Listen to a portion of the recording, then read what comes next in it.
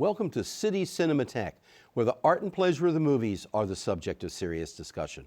I'm your host, Jerry Carlson, and I teach film studies at the City College of the City University of New York. Today, we continue our tribute to classics of Ukrainian cinema. We'll be screening the 1928 production, Arsenal, directed by Alexander Dovzhenko. This is the second in his 3 films that make up, quite naturally, his Ukrainian trilogy. This film is based on the experience of the Ukraine in World War I and in the immediately following years. We'll be talking about that, its style, its relationship to Ukrainian identity, and a host of other things after today's screening. Our guest will be Professor Yuri Shevchuk from Columbia University, a noted expert on the Ukrainian language, culture, and its cinema. Now, take this journey into Ukrainian history with the classic Arsenal. Welcome back to City Cinematheque. I hope you've enjoyed this opportunity to see a masterpiece of the silent cinema, Arsenal, by Alexander Dovzhenko. This is a very rich film in its relationship to Ukrainian culture, to Dovzhenko's career, and to a set of issues that are still under discussion today about what constitutes nationality and nationalism. And it's a great pleasure to welcome to City Cinematheque Professor Yuri Shevchuk from Columbia University, a noted expert on the Ukrainian language, recently published a dictionary on this. He's the founder of the Ukrainian Film Club, which has been running for almost 20 years, founded in 2004, and has been teaching Ukrainian, Soviet, and post-Soviet cinema at Columbia for a number of years. Pleasure to have you here with us on the show, Yuri. Thank you. Great. So let's start, with a little question: nationalism. So where does this film position itself? How does Dovzhenko position us as spectators about this question of, in 1928, what constitutes, Ukrainian nationalism? The word nationalism, it should be said, is fraught with all kinds of connotations.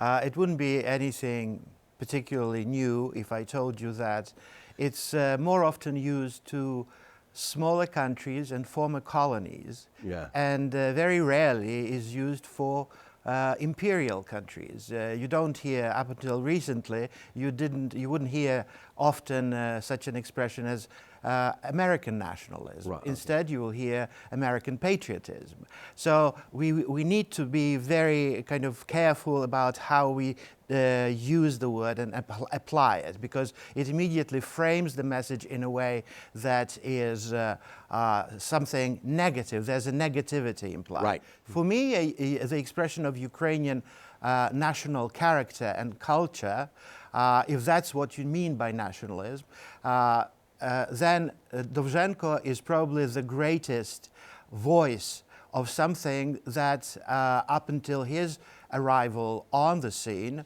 was not allowed to be voiced or expressed.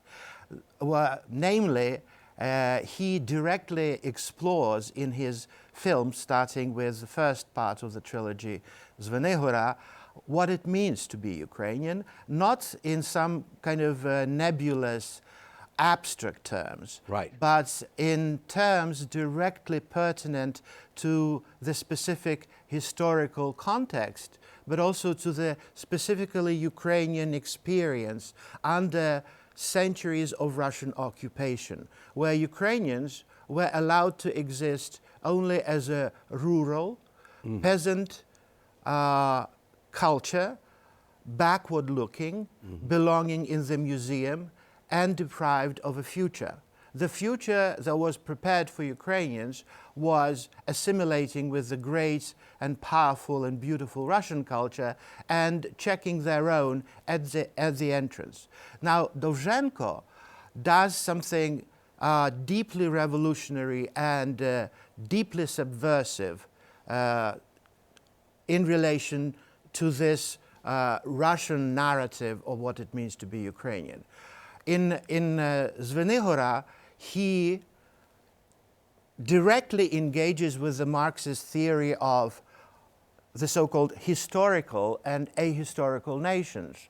Historical meaning nations that are capable of their own statehood, of self-government, and those, not surprisingly, are imperial nations. And ahistorical nations, those that are inherently incapable of self-governing, of their own statehood, like Ireland, I'm quoting them, Poland and Ukraine. Right. But or, as some of our viewers would immediately think of the empires of the UK and of France and their view of Africa as a place without a history. And these are frequently not put together, these kinds of imperial histories, but they have the same mechanisms.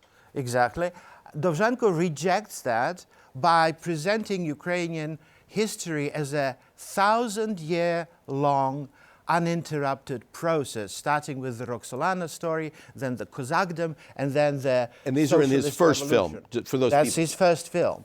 And in his second film, he continues another theme that is directly related to Ukrainians' capacity of statehood, that of Ukrainians' capacity for political agency, for subjectivity, for being the subject of their own history. And the expression of that is the protagonist Timis, Right. who is not surprisingly a proletarian. And a proletarian is not a peasant. Right. He is also a revolutionary. And the wonderful and revolutionary message that Dovzhenko articulates is how Timis's character develops in Arsenal. There is a scene when the recruiter asks him, "Aren't you Ukrainian?" And he rejects that kind of categorization of himself, saying, "Yes, a worker." That's his primary self-vision. Right. He is a worker. Towards the end of the film, in this famous final scene, when he runs out of bullets, Right. of ammunition, and in a kind of furious desperation stands up from behind his machine gun, rips open his clothes, exposes his chest, and says, "Shoot." Right. Ukrainian worker. So by these two words, he synthesizes something that in Marxist ideology was contradiction in terms. You can't be national and worker proletarian at the same time, because it's either national was slated for disappearance. Right. There was a kind of an atavism of capitalism. But what Dovzhenko does, he actually reconciles the two and makes this new Ukrainian identity that harmonizes the national and the social literally indestructible. He is shot at with, like, shower of bullets, and he stands, he doesn't fall. So the viewer comes away with the impression that this new identity is the future for Ukraine and it's indestructible. That's the revolutionary message that was not very much to the liking of the ideologues of the Soviet regime. And Dovzhenko articulates it in this very subversive kind of way, but also in a very compelling kind of way. Well, no, we'll come back to the compelling, because that's also this great art of him as a filmmaker. But let's in a certain sense locate this in the influence that is coming, or the desires that are coming from Moscow. At this point, so he's always negotiating between his position there and then how this is going to be interpreted, because the Ukraine is at that point one of the part of the Soviet Union. So the late 20s are very interesting, because there's shifting policy early on, there had been, as I understand it, there'd been the encouragement of each of these republics with different languages and cultures to forward those cultures as something in there, and then that goes away. That, you know, in a certain sense, the old Russification that was Tsarist, that was always there for a long time, that for a while was that we were going to be something new, that returns with Stalinization and that. So how does this film fit into that kind of chronology of this of how it's being viewed? The policy of indigenization, Right, that was informed not because Lenin or the Bolsheviks in Moscow were so good-hearted and you know, caring for non-Russians. It was informed by their acute realization that there was no social basis for them. In Ukraine in 1918, the Bolshevik Party counted 5,000 for a country of 40 million. So they were just invaders. Right. And they wanted to win over the locals by resorting to this very hypocritical and very kind of inconsistent, more proclaimed and more decorative than essential policy of supporting. So the moment they started disposing of their enemies, including 3 Ukrainian socialist and communist parties, they were Ukrainian national communists, right, and consolidating power, they didn't need that policy any longer. Yeah. And so Dovzhenko and the rest of Ukrainian, because literally 7 years, that policy lasted for some 7 years, and the explosion of creativity and cultural activity was literally scary for Moscow. The Ukrainian national... They created a monster they couldn't control. Exactly. The ideologue of Ukrainian national communism and also self-Ukrainianized ethnic Russian Mykola Khviliovy famously proclaimed the slogan, "Forward, away from Moscow, full steam to psychological Europe." And Stalin took time to criticize him personally, attack him personally. So Dovzhenko was part of that expression of Ukrainian self-assertion, culturally speaking, but also politically, because his film is full of political messages that are kind of carefully camouflaged. For instance, if you look how he presents the Ukrainian liberation movement that was defeated by the Bolsheviks, the Ukrainian People's Republic. There is a scene of jubilation at St. Sophia Square in Kyiv that features the leaders of Ukrainian liberation movement that at that time were proclaimed by Soviets as fascists. Right. How surprising! We have heard this theme already someplace. And so he caricaturizes them in such a patently unbelievable manner.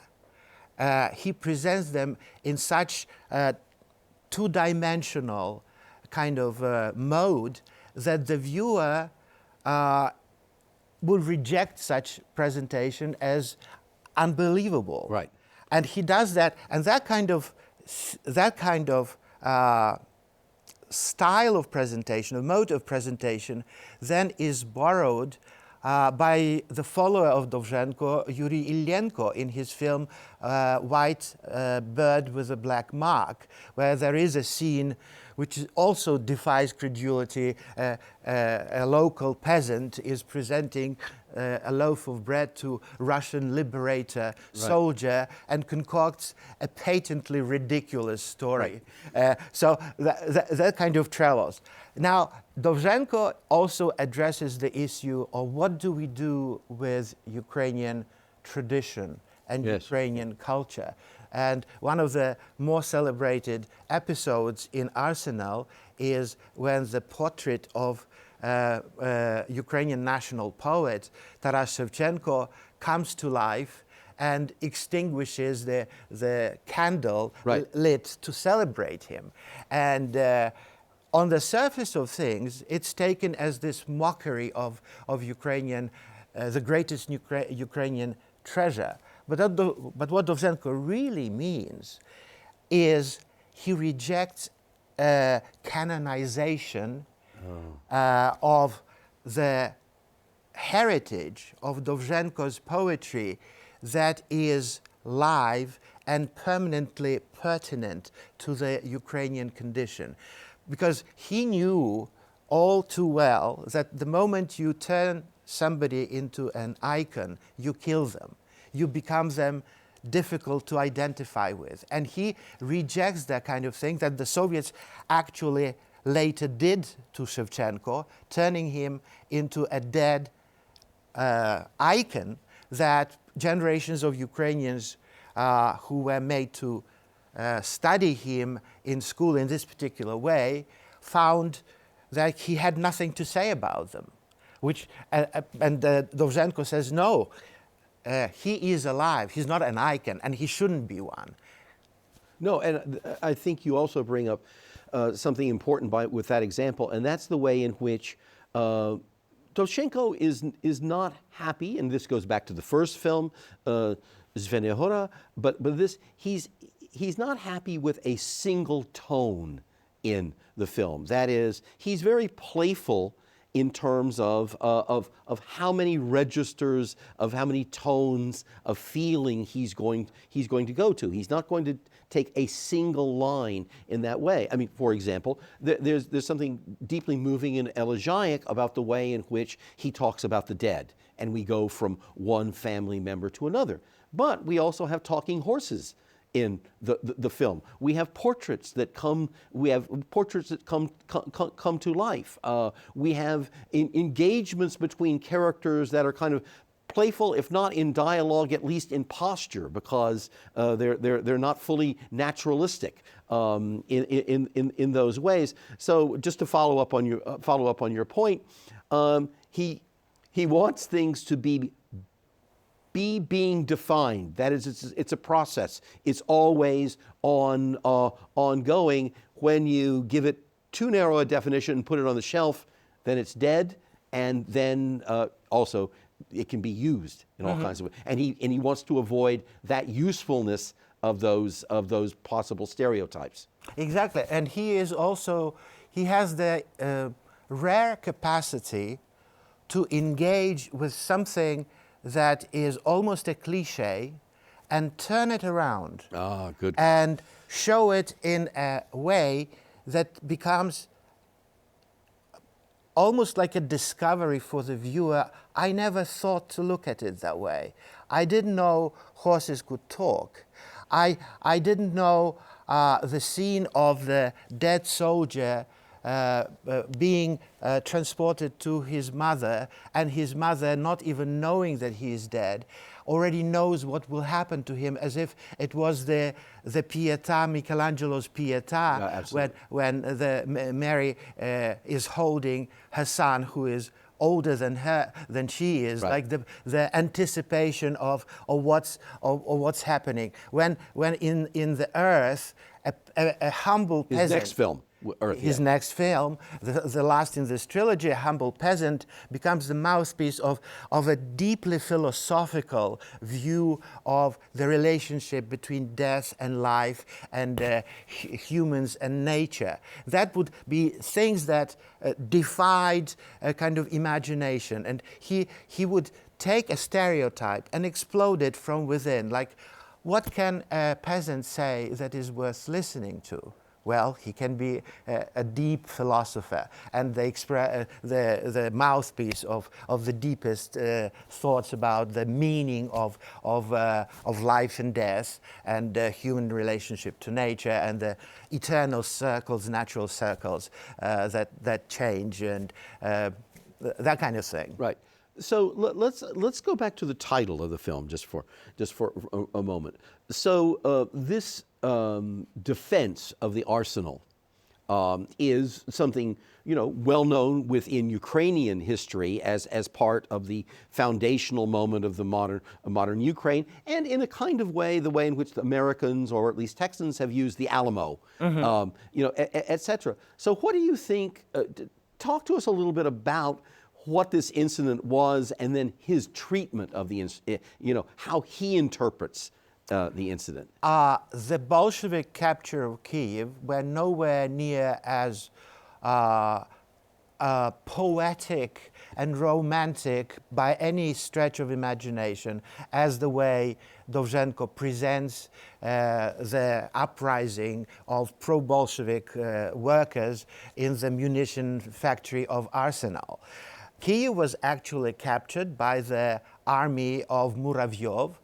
That was murderous and brutal, and that for lack of personnel had a lot of criminals who were released from prisons, and they would kill everybody who wore a Ukrainian embroidered shirt or speak Ukrainian. So that was the glory of the Bolshevik capture of Kyiv. So what we're dealing with here is Dovzhenko's both creating a revolutionary Soviet myth that has no root in the actual historical facts, but also questioning it in a very subtle and subversive way, and kind of questioning the brutality of the famous, again, another very interesting scene where the representative of the Ukrainian People's Government captures or is about to execute by shooting one of the rebels. Right. And asks him to go to the wall and stand there, and he follows the order and then suddenly turns around and looks him in the face, and the Ukrainian cannot bring himself to shooting him not point blank, but looking in his eyes. Yes. And the guy approaches him and says, and almost like hypnotizes him. Yeah, exactly. And takes the gun away from him and says, so you can't, but I can, and he shoots him. Yeah. So that kind of, it's almost like Dovzhenko is sending a message through time, historical time, that very often Ukrainians are this close to winning their liberty and independence, and they don't have it. They don't complete the business. They flinch, so from the point of view of a number of historical moments, this scene is perceived as something prophetic and a kind of criticism of the naivete, the political naivety of certain Ukrainian leaders who didn't have it within them to finish the job and grab and win the liberty and independence. Right, right. He's also very interested here, you know, in this whole question of brutality, because one of the things that happens in certain kinds of heroic narratives is that much of the brutality that happens when you're engaged in something like war, invariably, you know, is cleansed in a certain kind of way. There's brutality on one side and not on the other side, as opposed to what is the difficulty of the situation. So this is also very surprising, I think, in this in this film, that he speaks out against a lot of the violence that has surrounded the people of the Ukraine during this historical period. Certainly the scenes, some of the most famous scenes for those not interested in the Ukrainian, I'm not saying they should be interested, is simply the scenes of the First World War. Exactly. Yeah, you know, yes. you know, and this question of simply, this is not the kind of activity human beings should ever be engaged in. Now, this gets him into a bit of trouble, yes, and talk to us about that trouble it gets him into, this double-sided view of things. Well, Dovzhenko has always been deeply untrustworthy for the regime. Right. He tried 7 or 9 times to be admitted to the Bolshevik Party, and he was rejected because for solid reasons they felt that he was not one of them.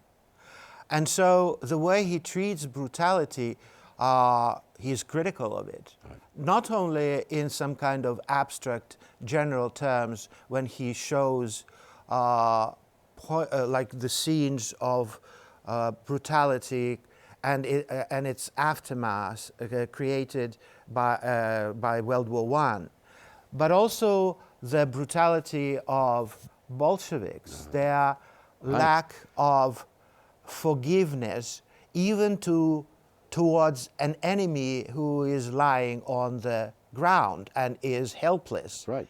Because their ethos required, remember the famous Gorkian maxim, if the enemy does not surrender, you kill him. Okay. But the enemy surrenders, you still kill him. So Dovzhenko's initial idea of his first film, instead of Zveni Hora, was a film about those counter-revolutionaries who were exiled and then kind of reconciled with the revolution and wanted to return home and be accepted as participants of this socialist project. And this idea was flatly rejected because he was seen as too weak on the enemy. Okay, we have to end with this question that Dovzhenko was seen as too weak on the enemy because we've run out of our time for this fascinating discussion. If you've enjoyed our discussion here and our inquiry into the classics of Ukrainian cinema, please join us in coming weeks here on City Cinematheque, or join us anytime on City Cinematheque. How do you find out about these things? Well, a good way is to go to our website. So look at www.tv.cuny.edu. There you're going to find the schedule of City Cinematheque, ways to communicate with us, and the schedule of the full station and our wealth of programming. So please visit www.tv.cuny.edu. Yuri, I want to thank you so much for the breadth and depth of your knowledge, coming and sharing it with us. I think we're all enriched and know much more about the Ukraine and Ukrainian cinema as a consequence. Thanks for joining us. And thank you for this very much needed series dedicated to the Ukrainian cinematographic classic. Thank you so much. And thank you for joining us today. And please return as we continue to stroll through the archives of film history here on City Cinematheque. Goodbye for now.